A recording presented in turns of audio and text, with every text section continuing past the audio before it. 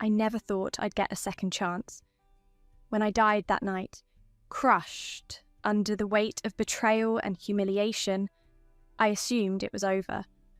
But then I opened my eyes back in my college dorm room, 5 years earlier, before Olivia Chen stole my award-winning fashion designs, before my boyfriend Derek whispered, "I never loved you anyway," as he walked away with her on his arm, before I watched them build an empire on my creativity while I faded into nothing.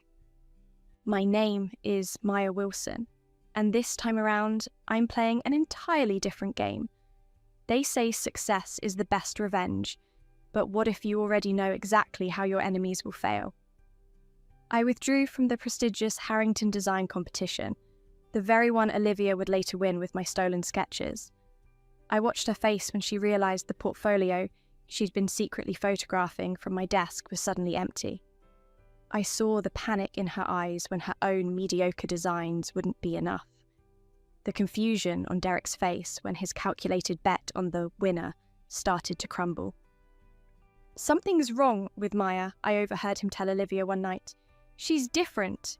It's like she knows what we're planning." And I do know. Every backstabbing move, every whispered lie, every moment they thought they were so clever.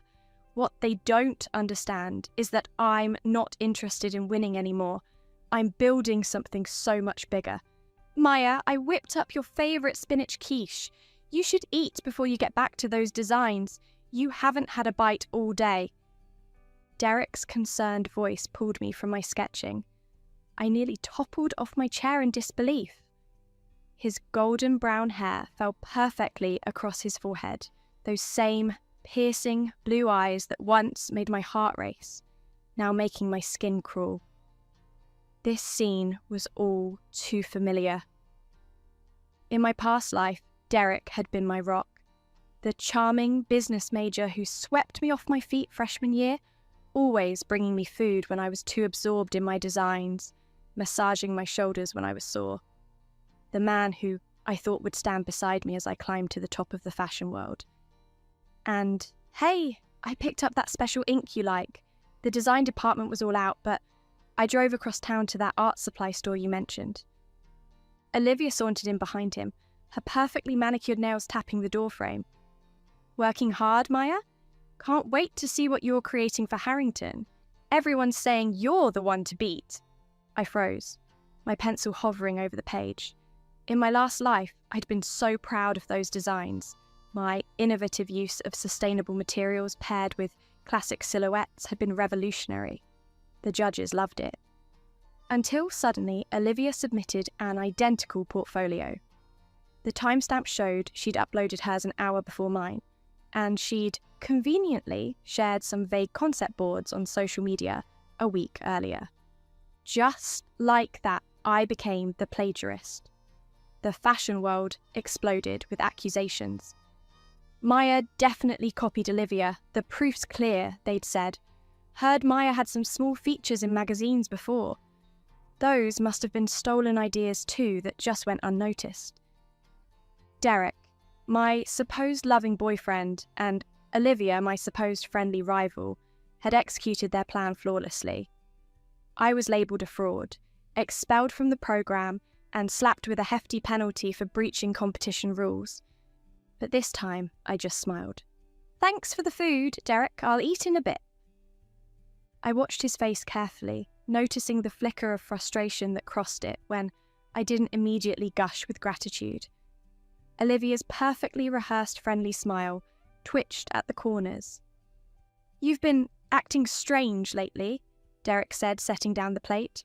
"Everything okay with the competition? You know how much this means for your career?" For my career? No. In my past life, I'd learned the hard truth. Derek never cared about my career.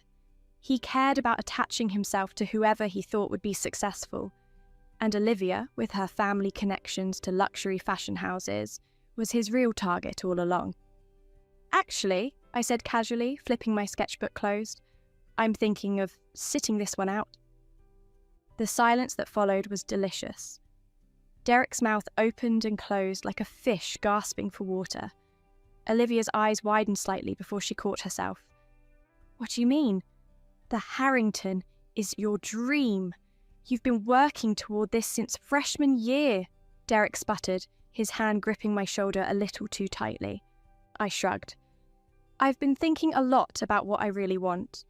The Harrington feels restrictive. I'm exploring something different. Different how? Olivia asked, her voice tight despite her attempt to sound casual. Oh, just some ideas, I said vaguely. Nothing concrete yet. Later that night, I pretended to sleep while Derek made a hushed phone call in our apartment's bathroom. She's not entering Harrington, he whispered urgently. I don't know what's going on. We need a new plan. A pause. Yes, I'll try to find out what she's working on instead. No, I don't think she suspects anything. I smiled into my pillow. If only he knew. The next morning, I left my sketchbook conspicuously open on my desk while I forgot something and ran to the campus cafe. When I returned, unexpectedly, 15 minutes later, Olivia was bent over my desk, her phone camera aimed at my pages. Oh! She jumped back, nearly dropping her phone. I was just admiring your work. These are different from your usual style? They certainly were. The designs I'd left visible were deliberately flawed. Beautiful at first glance, but technically impossible to construct. Any experienced designer would spot the issues immediately, but Olivia, who'd coasted through design school on charm and connections rather than talent, wouldn't know the difference. Just experimenting, I said with a shrug. Feel free to take a closer look if you want. Her eyes darted between me and the sketchbook, confusion evident. The Maya she knew would never be so casual about her precious designs. But her greed won out, and she leaned closer, pretending to study the page while surreptitiously snapping more photos. Over the next few days, I flooded my workspace with more and more experimental designs, each one a beautiful trap. Through a carefully orchestrated series of accidents, I ensured Olivia got photos of every single one. A week before the Harrington submission deadline, I made my move. I've decided to withdraw from the competition officially, I announced at dinner with Derek. I submitted my withdrawal this morning. The fork he was holding clattered to his plate. You what? Maya, this is crazy. The Harrington could set you up for life. I nodded solemnly. I know, but I've been offered an amazing opportunity that I can't pass up. What opportunity? He demanded, his voice raising slightly. I could see the calculations running behind his eyes. If I wasn't competing in Harrington, what was his play? How could he still benefit? I can't really talk about it yet, I said, enjoying the way his jaw clenched. But it's going to change everything. That night, he made another bathroom phone call. She's officially out, but she's working on something else, something big. I couldn't get details. The day before the Harrington deadline, Olivia showed up at my apartment unannounced, her face strained beneath her perfect makeup. Maya, as your friend, I'm really concerned, she began, her voice dripping with fake sincerity. Everyone says you are the favourite to win. You can't throw away this opportunity? I gestured for her to sit down. Olivia, let's be honest with each other for once.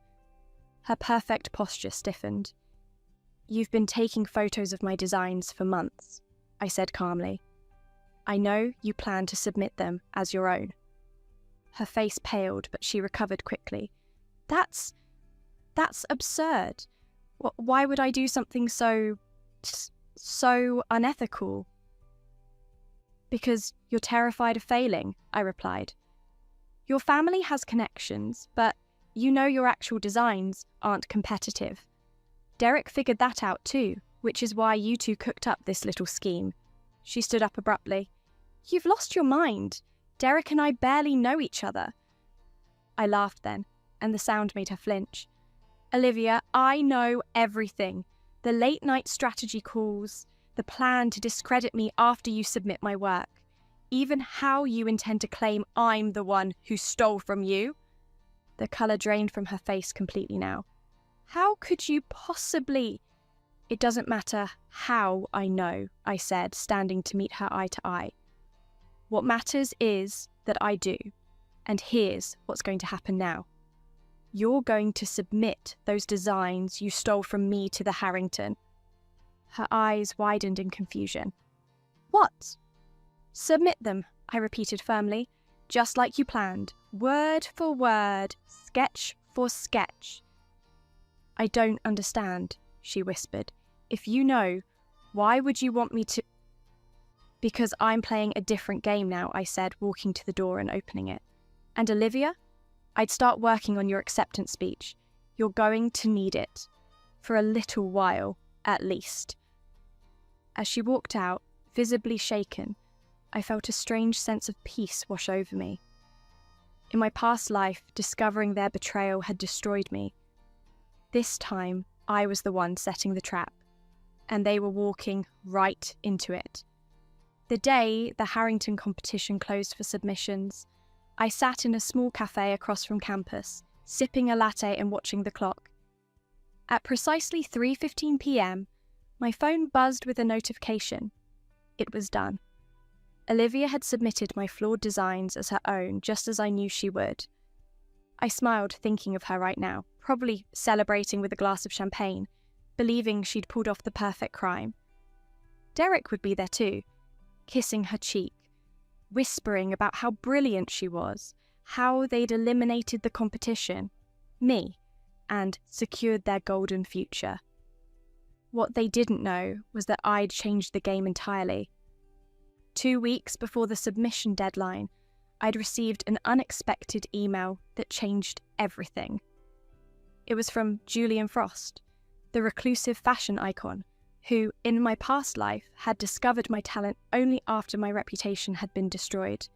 His email was simple. I've seen your work in the student showcase. There's something hauntingly familiar about it. Meet me.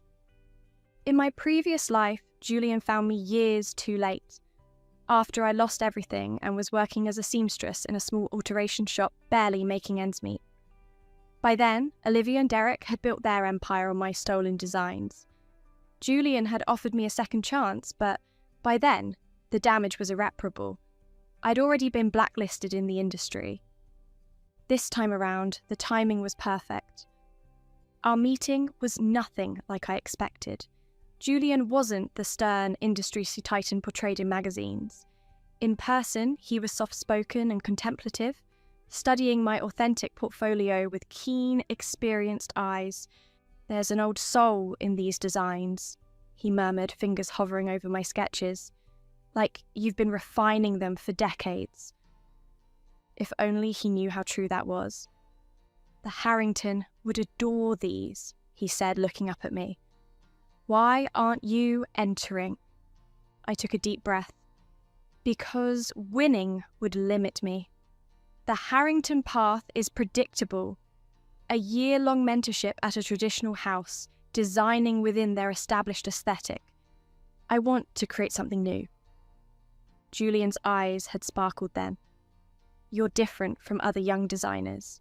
They're desperate for validation, for someone to tell them they're good enough. You already know your worth. By the end of our meeting, he'd offered me something far more valuable than any competition prize. The chance to apprentice directly under him while developing my own line with his backing. It was the opportunity of a lifetime, one that hadn't existed in my previous timeline. Now, as I sat in the cafe watching Olivia's Instagram update with a beaming selfie captioned, "Submitted, #future of fashion, #Harrington bound," I knew the dominoes were beginning to fall. I waited 3 days before making my move. 3 days of watching Olivia parade around campus, accepting congratulations for her innovative vision. 3 days of seeing Derek bask in reflected glory, already positioning himself as the business mind behind fashion's new star. Then, I posted a single photo on my previously dormant social media, me standing beside Julian Frost in his atelier, both of us smiling at the camera. The caption simply read, "New beginnings, Watch this space, sus, or... The fashion community exploded. Julian, famous for his reclusiveness and selectivity, hadn't taken on a protege in over a decade. Within hours, my phone was flooded with messages, including one from Professor Bennett, the head of our design program. Maya, this is unprecedented. Julian Frost, we need to talk immediately. When I arrived at her office, she was nearly vibrating with excitement. How did this happen? Julian doesn't attend student showcases. He barely leaves his atelier. I shrugged. He said something about my work feeling familiar. Professor Bennett shook her head in amazement. This is bigger than winning Harrington. You understand that, right? Julian's last protege is now creative director at Balenciaga. As I left her offices, I spotted Olivia down the hall, her face ashen as she stared at her phone, undoubtedly looking at my post. When she saw me, her expression cycled rapidly from shock to fear to forced nonchalance. Maya, she called out, hurrying toward me. I was just going to text you. Congratulations on the mentorship, though it's a bit strange that you kept it secret while encouraging me to enter Harrington. Her attempt at creating a public narrative was pathetically transparent. I never encouraged you to enter Harrington, I replied calmly, loud enough for nearby students to hear. In fact, I remember specifically telling you to submit those exact designs. Confusion flashed across her face, followed quickly by panic. She pulled me roughly into an empty classroom. What are you playing at? She hissed once we were alone. Those designs have flaws. I realised it last night when I was reviewing my submission. There are construction issues that would make them impossible to actually produce. I tilted my head, feigning innocence. Are there? That's unfortunate. You knew, she accused, her perfectly manicured finger jabbing toward my face. You set me up. Did I asked softly. Or did you steal designs without understanding them, and now you're facing the consequences of your actions? Tears welled in her eyes. Real ones, not the practiced pretty drops she used to manipulate people. The judging is in 2 weeks. You have to help me fix them. Please, Maya. My family's expecting me to win. My father already told all his connections. For a moment, I remembered the night I died. How I stood on that hospital rooftop, completely alone, abandoned by everyone who'd claimed to love me. How Olivia had built her career on my creativity while I lost everything. My reputation, my future, even my will to live. No, I said simply, I don't have to help you do anything. I turned to leave, but she grabbed my arm, desperation making her grip tight. What do you want? Money? Credit as a collaborator? Name it. I removed her hand from my arm. Olivia, you still don't get it. I'm not interested in the Harrington anymore. I'm building something bigger, something you can't touch, can't steal, can't claim. And the best part? I'm doing it completely in the open, with one of the most respected names in fashion watching my every move. I left her standing there, mascara tracking down her cheeks, the realization dawning that her perfect plan was crumbling around her. That evening, Derek stormed into our apartment, slamming the door behind him. What the hell did you say to Olivia? He demanded without preamble. She's hysterical, saying you deliberately sabotaged her. I continued sketching calmly at my desk. That's an interesting accusation from someone who stole my work. She didn't, he began automatically, then caught himself. His handsome face hardened. I know everything, Derek, I said, finally looking up at him. Every late-night call, every plan to discredit me, even how you two planned to play the victim when I tried to defend myself. He ran his hand through his hair, a gesture I once found endearing, but now recognized as his tell when calculating his next move. Maya, you've got this all wrong, he said, his voice softening as he switched tactics. I was trying to protect you. Olivia's family has serious connections. If you'd gone head-to-head with her, they would have destroyed you. I was playing along to find out what she was planning. I almost admired his quick thinking. In my past life, I would have believed him, desperate to trust the man I loved. "That's funny," I said, "because I have recordings of your late-night strategy calls with her. Should we listen to them together? My favourite part is when you say, and I quote, 'Once we've ruined her reputation, no fashion house will touch her. She'll be toxic.'" The colour drained from his face. "You're bluffing."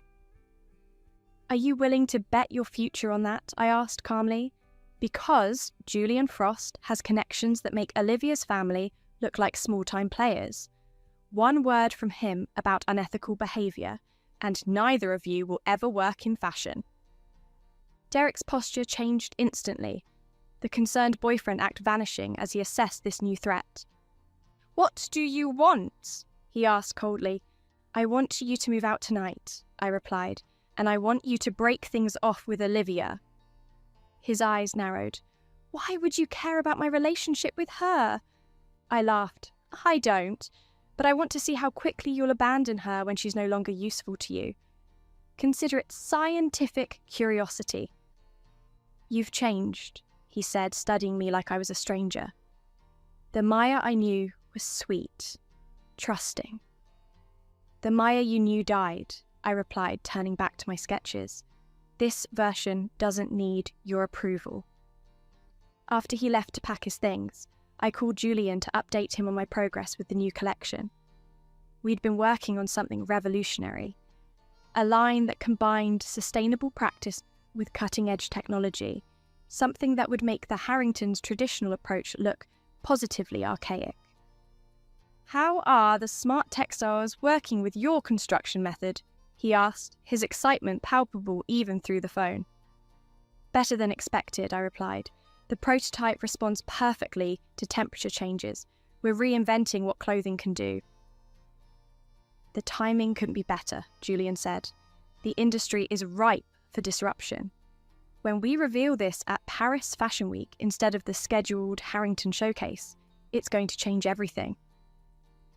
After hanging up, I allowed myself a moment of pure satisfaction.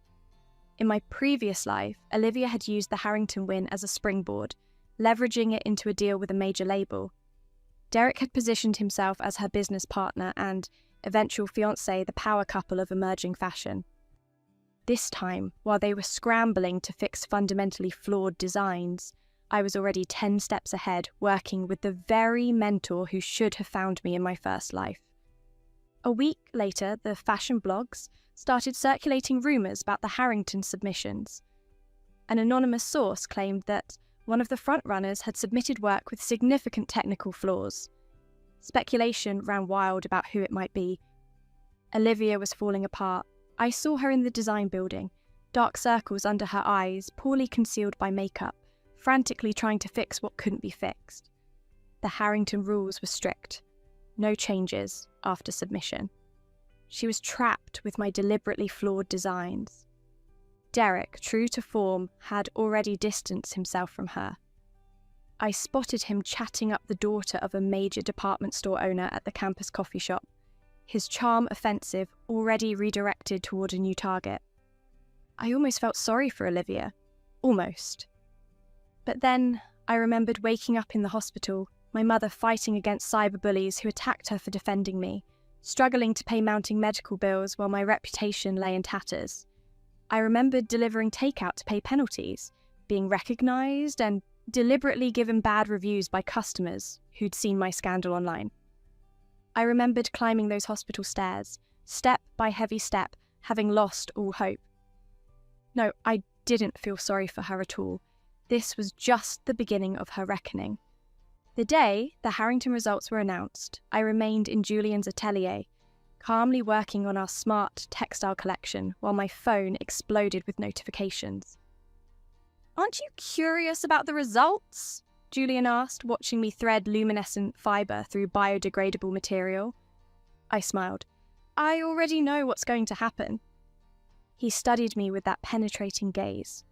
"Sometimes I get the strangest feeling you've lived through all this before." If only he knew how right he was. My phone lit up with a call from Professor Bennett. I put it on speaker as I continued working. "Maya, you're not going to believe this," she said, her voice vibrating with excitement. "The Harrington judges disqualified Olivia Chen due to fundamental design flaws. They're calling it the most blatant case of technical incompetence they've seen in years." I kept my voice neutral. "That's unfortunate for her. But here's the real bombshell," she continued. "Someone anonymous sent the judges evidence that Olivia has been photographing your work for months. There are timestamps, metadata, everything. They're investigating her for plagiarism." Julian raised an eyebrow at me. I shrugged innocently. "The fashion blogs are having a field day," Professor Bennett added. "Everyone's talking about how Olivia Chen, with all her family connections, couldn't even submit a functionally sound design." After hanging up, Julian crossed his arms. "Did you know this would happen?" "Let's just say I understood the variables at play," I replied, carefully cutting a piece of responsive fabric. Julian laughed softly. "Remind me never to cross you, Maya Wilson." Later that evening, I found Olivia sitting alone in the dark textiles lab, staring blankly at her phone. "I've been disqualified," she said without looking up, "and now I'm being investigated for plagiarism." I said nothing, gathering my materials. "How did you know?" she asked, her voice hollow. "How did you know I was stealing your designs? How did you know to create flawed work for me to take?" "Let's just say I've seen this movie before," I replied, "and I didn't like the ending." She finally looked up, her face streaked with tears. "My father has withdrawn his support. He says I've disgraced the family. Derek won't even take my calls." For a brief moment, I felt a flicker of empathy. Then I remembered how she'd revelled in my destruction, how she'd built her success on the ruins of my life. "Karma works in mysterious ways," I said simply. "My life is over," she whispered. I paused at the door. "No, it's not. Your old life is over. The one built on lies and theft. What you do next is your choice." 3 days later, I received a call from Lily, Olivia's cousin who had spied on me in my past life. "Maya," she said hesitantly, "Olivia's in the hospital. She overdosed last night." My blood ran cold. This hadn't happened in my previous life. "The doctors say she'll recover physically," Lily continued, "but she keeps saying your name, saying she needs to explain something to you." When I arrived at the hospital, Olivia looked small and broken against the white sheets, nothing like the confident rival I knew. "You came," she whispered. "I did," I replied, keeping my distance. "I need to tell you something about Derek," she said, her voice raspy. "The designs I stole from you, he was the one who found them first. He's been going through your sketchbook since freshman year, selling your initial concepts to fast fashion brands. That's how he afforded all those gifts, those weekend trips." The revelation hit me like a physical blow. Even in my past life, I hadn't known the depth of his betrayal went that far back. "The Harrington plan was mine," she admitted. "But Derek had been stealing from you long before I came into the picture." "Why are you telling me this?" I asked, my voice tight. She looked down at her hands. "Because when I was lying there last night, thinking I was going to die, all I could think about was how many people I'd hurt, how I'd become someone my younger self would hate." As I left her room, my mind was reeling. Derek had been exploiting my talent for years, long before the competition that destroyed me. Every gift, every romantic gesture had been funded by my stolen creativity. The next morning, I received a text from Derek. "Maya, we need to talk. I heard about Olivia. Meet me at the campus coffee shop at 2. I showed up exactly at 2, curious about what new manipulation he would attempt. He was already there, looking unnervingly composed for someone whose schemes had just imploded. "Olivia's family is threatening legal action against me," he began without preamble. "They're saying I was part of her plagiarism scheme. They could ruin my future." I took a sip of coffee. "And what do you want from me?" A statement, he said, confirming that I had nothing to do with it. I studied him carefully, the man I once thought was my rock, who had actually been undermining me from the beginning. "How long have you been selling my designs to fast fashion brands?" I asked calmly. His carefully constructed facade faltered before he recovered. "I don't know what you're talking about." "Olivia told me everything," I said. "How you've been stealing my concepts since freshman year, how you funded your lifestyle with my creativity." His jaw tightened. She's desperate, making up stories to shift blame. I pulled out my phone. "Then you won't mind if I check your bank statements? All of those mysterious deposits over the years?" He stared at me, calculation visible in his eyes. "What do you want?" "Confession, restitution, public apology," I listed off. "You're going to admit what you did. All of it. Return every penny you made from my work, and make sure everyone knows that you, not Olivia, were the mastermind." He laughed bitterly. "And why would I do any of that?" "Because Julian Frost isn't just my mentor," I replied. "He's also an investor in 3 major fashion conglomerates. One word from him about your ethics, and you'll never get hired anywhere worth working." The colour drained from his face. "You're bluffing." "You said that before," I reminded him. "Were you right then?"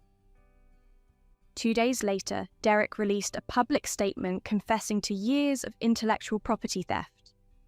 He admitted to selling my early designs and orchestrating the plagiarism scheme.